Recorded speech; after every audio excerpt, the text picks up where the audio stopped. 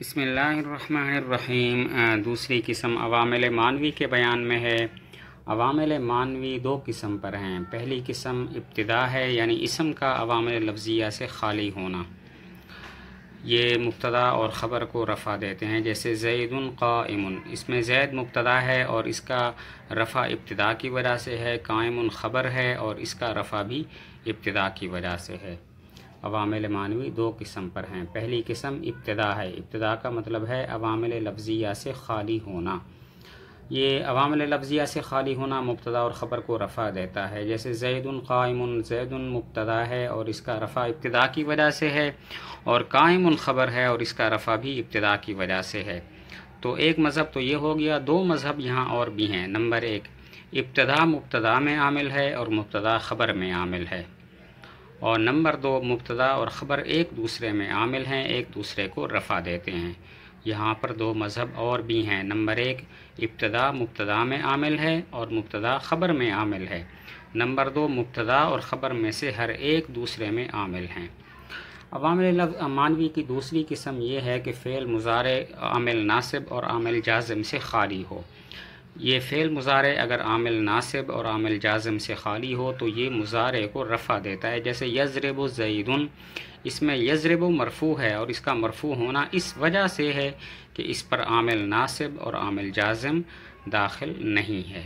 دوسری قسم عوامل معنویہ کی فعل مضارع کا عامل ناصب اور جازم سے خالی ہونا ہے۔ یہ فعل مضارع کو رفع کرتا ہے، جیسے یضرب زید، اس میں یضرب مضارع ہے اور یہ عامل ناصب اور جازم سے خالی ہے، اسی وجہ سے یہ مرفوع ہے۔ آگے بتایا کہ عوامل تو ختم ہو گئے، اب خاتمہ بیان کرتے ہیں۔ خاتمہ میں متفرق فوائد کا بیان ہوگا جن کو جاننا ضروری ہے۔ اس خاتمہ کی 3 فصلیں ہیں۔ پہلی فصل توابع کے بیان میں ہے۔ تابع لفظی وہ دوسرا لفظ ہوتا ہے کہ جو پچھلے لفظ کے بعد واقع ہو اور اس کا اعراب پچھلے لفظ والا ہو اور اس اعراب کی وجہ بھی ایک ہو۔ تابع وہ دوسرا لفظ ہوتا ہے جو پچھلے لفظ کے بعد واقع ہو اور اس کا اعراب بھی پچھلے لفظ والا ہو اور اس اعراب کی وجہ بھی ایک ہو۔ پچھلے لفظ کو مطبوع کہتے ہیں۔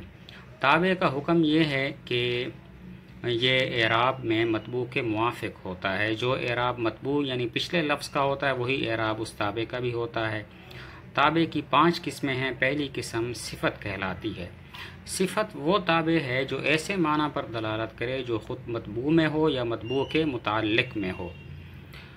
صفت وہ تابع ہے جو ایسے معنی پر دلالت کرے کہ جو معنی خود مطبوع میں ہو یا اس مطبوع کے متعلق میں ہو۔ مطبوع میں ہو، جاءنی رجل عالم، آیا میرے پاس مرد عالم، یہاں پر عالم صفت ہے۔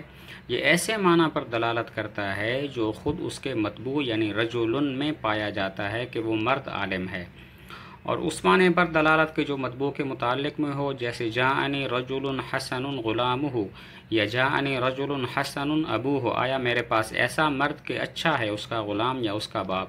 یہاں حسن صفت ہے جو ایسے معنی پر دلالت کرتا ہے جو رجل میں نہیں بلکہ رجل کے متعلق یعنی غلامہ یا ابو میں پایا جاتا ہے۔ تو تابع کا حکم یہ ہے کہ وہ اعراب میں مطبوع کے موافق ہوتا ہے۔ جو اعراب مطبوع کا وہی اس کا۔ تابع کی 5 قسمیں ہیں۔ پہلی قسم صفت ہے۔ صفت وہ تابع ہے جو ایسے معنی پر دلالت کرے جو خود مطبوع میں ہو یا اس مطبوع کے متعلق میں ہو۔ خود مطبوع میں ہو، جیسے جاءنی رجل عالم، آیا میرے پاس مرد عالم۔ یہاں پر عالم صفت ہے جو ایسے معنی پر دلالت کرتا ہے جو خود مطبوع یعنی رجل میں پایا جاتا ہے، اور ایسے معنی پر دلالت کے جو مطبوع کے متعلق میں ہو، جیسے جاءنی رجل حسن غلامہ یا جاءنی رجل حسن ابوہ، آیا میرے پاس ایسا مرد کہ اچھا ہے اس کا غلام یا اس کا باپ۔ یہاں پر حسن صفت ہے اور یہ ایسے معنی پر دلالت کرتا ہے جو اس کے مطبوع یعنی رجل کے متعلق غلام یا ابوہ میں پایا جاتا ہے۔ تو گویا صفت کی 2 قسمیں ہو گئیں۔ نمبر 1، جو ایسے معنی پر دلالت کرے جو مطبوع میں ہو۔ نمبر 2، جو ایسے معنی پر دلالت کرے جو مطبوع کے متعلق میں ہو۔ پہلی قسم 10 چیزوں میں مطبوع کے موافق ہوتی ہے: تعریف، تنکیر، تذکیر، تانیث، افراد، تثنیہ، جمع اور رفع نصب جر، یعنی جو چیز مطبوع میں ہو وہی چیز اس کے تابع میں بھی ہوگی، یہ ان 10 چیزوں میں ایک دوسرے کے موافق ہوں گے۔ جیسے عندی رجل عالم، میرے پاس ایک مرد عالم ہے، یہاں پر رجل نکرہ ہے، مفرد ہے، تو عالم میں بھی یہی بات ہے۔ رجلان عالمان، رجلان تثنیہ ہے تو عالمان بھی تثنیہ۔ عندی رجال عالمون، میرے پاس عالم مرد ہیں تو رجال جمع ہے، عالمون بھی جمع ہے۔ عندی امرات عالمۃ، میرے پاس عالمہ عورت ہے تو امرات مؤنث ہے تو عالمۃ بھی مؤنث ہے۔ اور امراتان عالمتان، اس میں امراتان تثنیہ مؤنث ہے تو عالمتان بھی تثنیہ مؤنث ہے۔ عندی نسوۃ عالمات، میرے پاس عالمہ عورتیں ہیں، نسوۃ مؤنث جمع ہے تو عالمات بھی جو ہے وہ جمع مؤنث ہے۔ اور جو دوسری قسم ہے وہ مطبوع کے موافق صرف 5 چیزوں میں ہوتی ہے، تعریف، تنکیر، رفع، نصب، جر۔ باقی چیزوں میں آپس میں موافقت ضروری نہیں ہے۔